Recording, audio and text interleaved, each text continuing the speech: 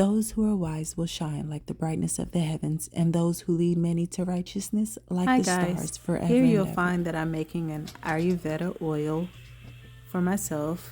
Some of the ingredients here I do not actually use, like the amla oil, the extra virgin olive oil. I ended up pouring too much of the olive oil. I got a little happy into the concoction, and so the additional oils were left out. Pretty much everything else was used, and if not, I'll let you know what I did and did not use. Here we've got some essential oils: tea tree oil, lavender oil, rosemary oil, clove oil, organic orange oil. All of my oils are pretty much organic that I use. All of my essential oils and or the carrier oil, the olive oil.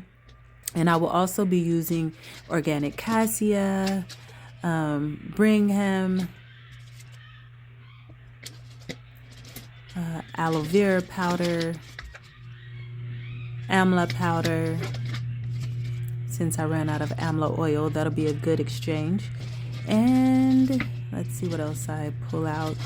I've got some rosemary, organic fenugreek powder.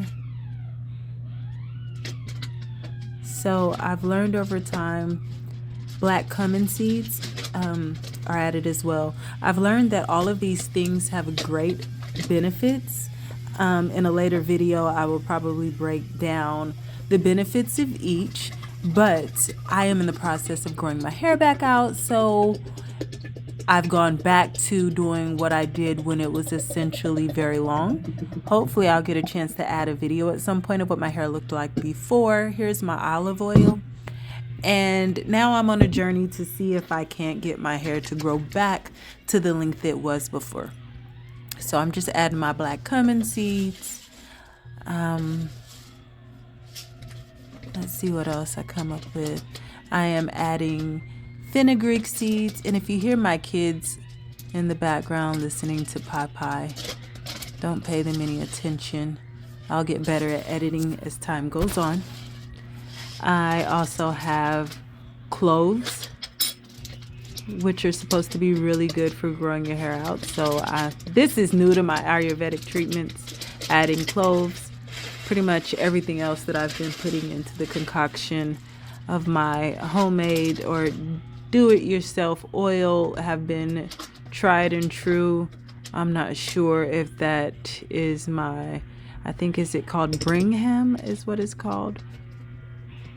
You'll have to pause the video and see if I say that one right.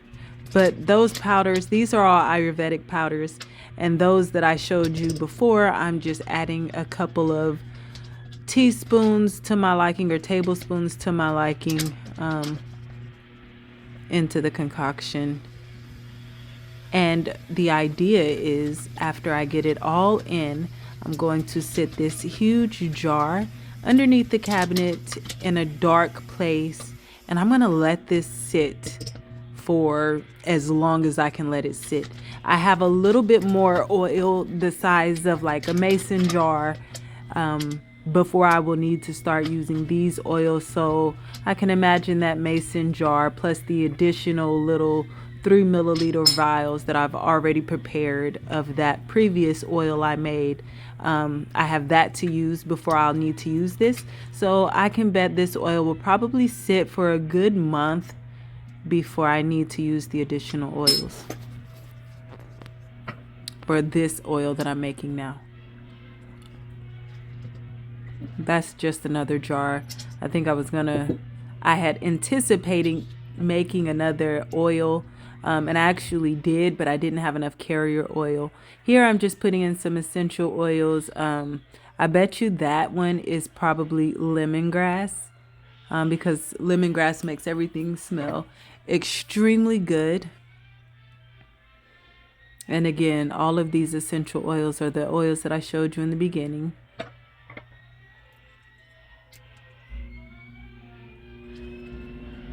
So I learned about Ayurveda treatments, and there's a lot that goes along with it. So as I continue to learn and grow in this journey, I will share with you guys. But I've been doing Ayurveda treatments probably for 4 years now, maybe closer to 5. When my son was, when I was pregnant with my son, my hair grew extremely long, longer than it ever been in my adult life.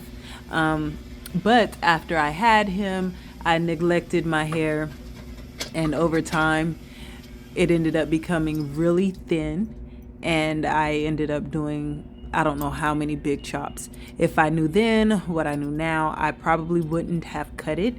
I would have just got back into my Ayurveda regimen and then just watched it grow.